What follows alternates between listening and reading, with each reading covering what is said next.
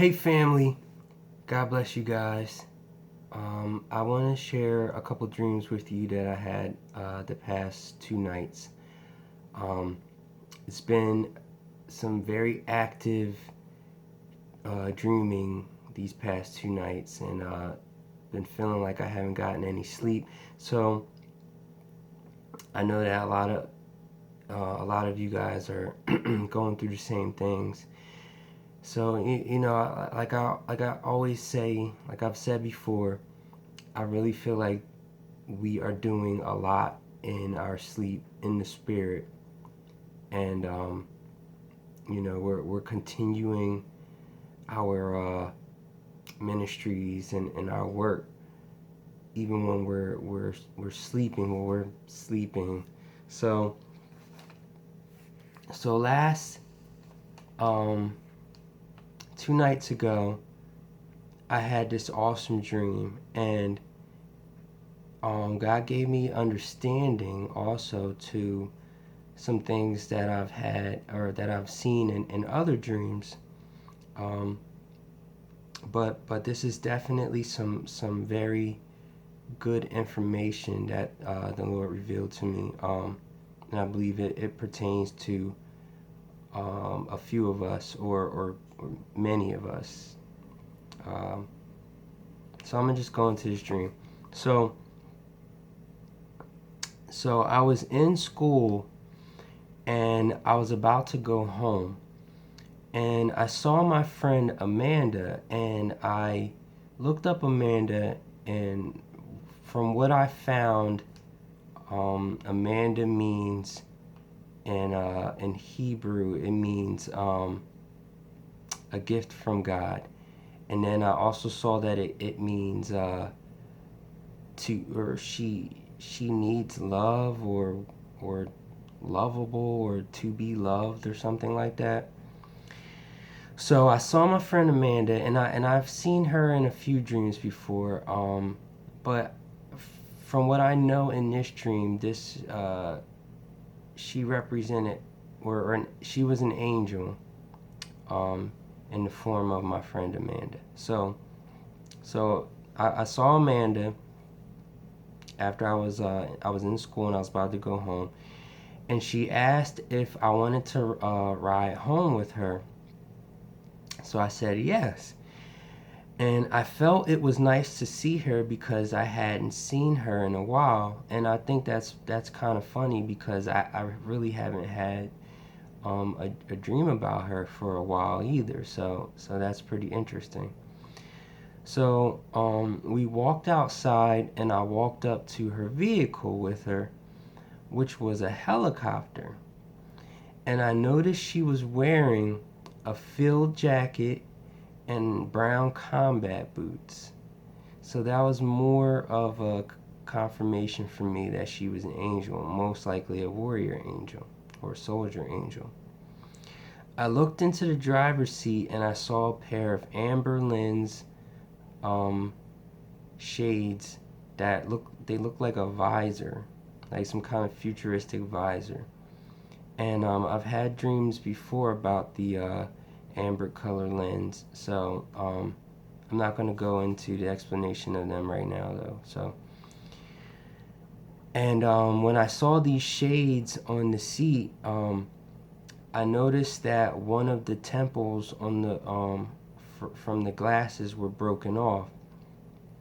And I told her she had some broken shades in her seat. She said, yes, they were her. Yes, they were her new ones too. We got into the helicopter and lifted off. She asked me while we were in the helicopter if I wanted to come over to her house and ask what I wanted to do. Then I felt tempted to say something inappropriate, but I just ignored it. And then I was looking at her hair flowing in the wind, and I was thinking she was always so beautiful. I then realized we were flying right above where my car was, and I figured it would be dumb to leave my car there and have to come all the way back and get it. I told her she could drop me off and get my car and I could meet her at her house. So obviously if this was an angel and I was meeting her at her house will obviously be heaven. So I was I'm gonna get more into that after I finish telling you the dream. So I told her I was gonna meet her at her house, and she said that was a good idea. Then I jumped out the helicopter to the ground. Then I knew about this challenge in my class, and there was a set of keys that I needed to get before anyone else got them. I then knew this was all on the other side of a mountain that I had to climb to get to them. I started climbing up the steep, narrow mountain ledge, and so like it was this really steep mountain, and it was this really narrow ledge, and I kept feeling like it would crumble under my feet, it would crumble under me at any moment, and I would fall, but I just kept going. I got to a point where I could see that I was right near the end and there was a big body of water down under me. I could see where I needed to get the keys, but there was no bridge to get over the water. Then I noticed it was like these giant mattresses or pillows. I'm not really sure if it was mattresses or pillows, but I think it was mattresses or pillows. And they were standing up straight near me. So I pushed them over and they fell down over top of the water. Then I jumped down onto them and crossed over to where the keys were. When the mattresses fell, they knocked over part of the building that the keys were in, so I had to reach into the rubble. I seemed to know exactly where to reach under the rubble to get the set of keys. So I put my hand in and pulled the keys out. Then I remembered that there was another object I needed to get. I reached back in again and pulled out a little rubber ball that had a little blue sticker on it, and I knew it was of importance relating to something like a consolation prize or some kind of prize. So that was the end of the dream. So one of the things that I get from this that I got understanding of was the helicopter, because I've had a lot of dreams before about helicopters, and before, like, I was looking them up. I was trying to find an interpretation about it, but I couldn't really get anything that really stood out to me until this dream. So after this dream, something told me, well, the spirit told me to look up heli instead of helicopter. So I looked up heli, and it took me a few times to really find a good definition of it. But after I finally got the information I was looking for, heli means sun. It comes from the Greek word helios. In Latin, however, the prefix heli means to ascend or to climb up. So that's pretty interesting, considering that I was climbing up this mountain and I was ascending up in the helicopter. As I was saying, I was going to Amanda's house, and she was an angel, so I was going to heaven, and this angel was taking me up to heaven. I'm not really sure why, but I was going up to heaven. And so what I believe that this helicopter was it was a chariot. This was a chariot. I was riding in a chariot with an angel that was driving the chariot, just like Elijah. So Psalm 68:17 says, "The chariots of God are tens of thousands and thousands of thousands, The Lord has come from Sinai into his sanctuary. And then 2 Kings 2:11 says, as they were going along and talking, behold, there appeared a chariot of fire and horses of fire, which separated the two of them. And Elijah went up by a whirlwind to heaven. So I believe I was being taken up to heaven. I'm not really sure why. I think I can't even give you an interpretation on that. But I think it has something to do with a message that I was going to receive, or something that I was going to receive. But then I think I was given what I was going to receive without having to go all the way up to heaven, and that's why I jumped out of the helicopter. So I'm going to explain that part now.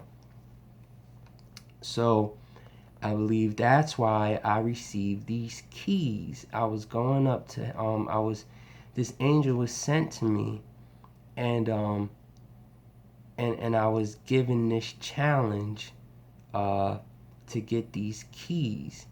So Isaiah 22:22. Then I will set the key of the house of David on his shoulder. When he opens, no one will shut. When he shuts, no one will open. Matthew 16:19 says, I will give you the keys of the kingdom of heaven, and whatever you bind on earth shall have been bound in heaven, and whatever you loose on earth shall have been loosed in heaven. And then Revelation 3:7 says, and to the angel of the church in Philadelphia write, he who is holy, who is true, who has the key of David, who opens and no one will shut, and who shuts and no one opens, says this. So that's directly speaking about Jesus, because he's the one that has all the authority to open and no one can shut, and shut and no one can open. But as I've been telling you guys, that the information that I've been given was that God has given us, exactly what the word says, that we have authority through Jesus, through his spirit, and because we are co-heirs of the kingdom. So this was him showing me that he has given those who he has given the keys, he has given us the keys, and I was going to retrieve these keys, so that now this was 100% confirmation that I have the authority, or that we have the authority to open, and no one can shut, and shut and no one can open, and that these are the keys to the kingdom of heaven. So whatever we bind on earth shall be bound in heaven, and whatever we loose on earth shall be loosed in heaven. This also refers to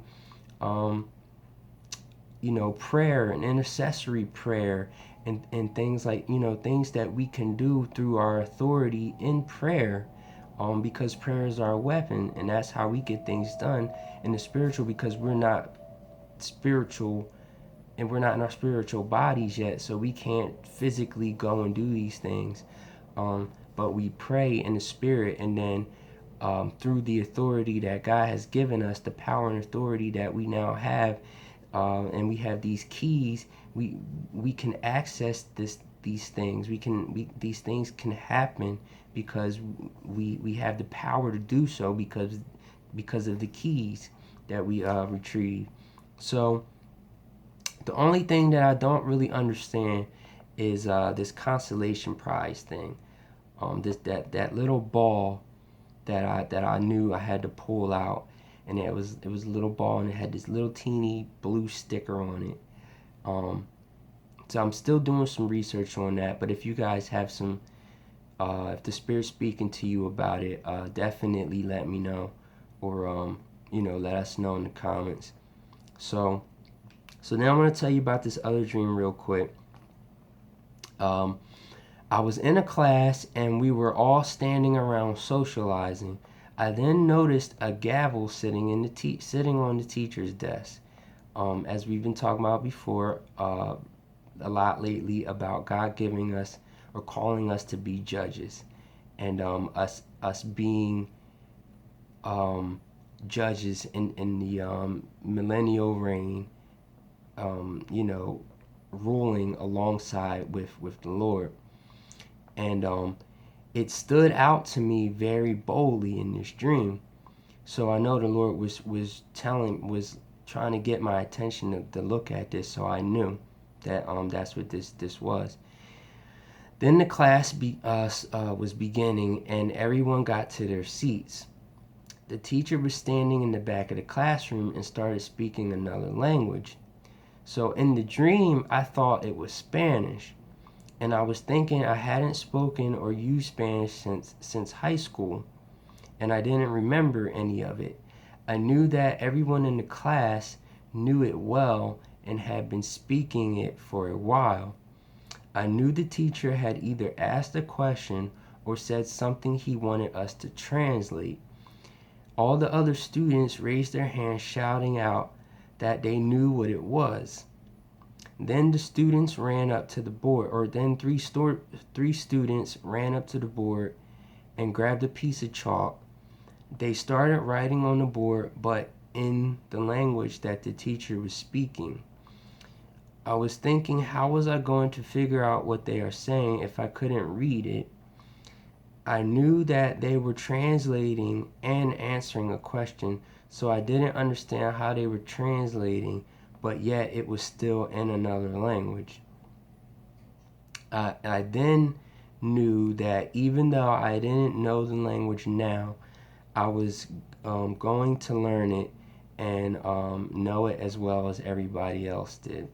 So, two things that popped out to me in through this dream. Um, One was 1 Corinthians 14 1 to 25, and this talks about um, speaking in tongues. So uh, I feel as though this possibly could be relating to, um, the heavenly language, the prayer language, because currently I don't really know how to speak in tongues. I've only spoken in tongues once, and it was very minimum, and I was falling, like I was praying, and I was starting to fall asleep during praying, and in between that, like, awake sleep state, I started talking or praying in tongues, and I heard myself, and I was like, what am I saying? And then I like woke up. So that was the only time that ever happened. But um like, naturally, I don't go into two tongues um when I'm praying. So maybe the Lord was telling me that he was going to teach me how to do this. I'm not sure. But so the other thing was Revelation 14:3, and that says, "And they sang a new song before the throne and before the four living creatures and the elders. No one could learn the song except the 144,000 who had been redeemed from the earth." So I was thinking maybe or possibly this could also do with the new song that the 144,000 are going to sing, and that's why I didn't know it at first, but I knew that I was going to know it.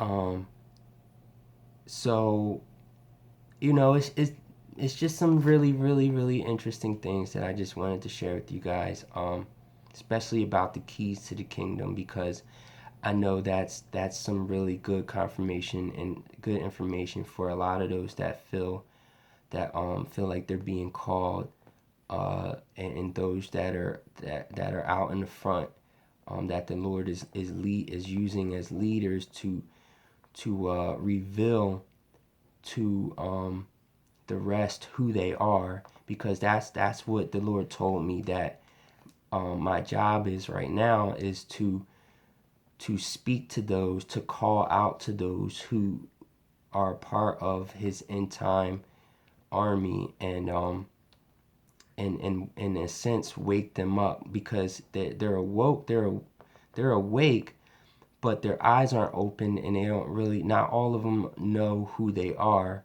or they know who they are, but they don't really understand it.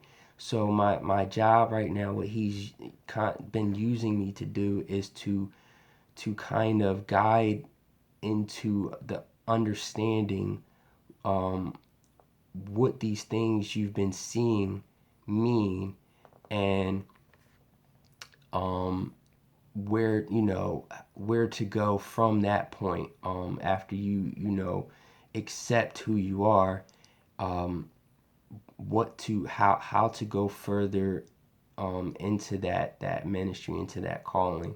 So God bless you guys. I think I love you. This is all for the glory of God, all for the glory of Jesus Christ. I love you, and I'll talk with you soon.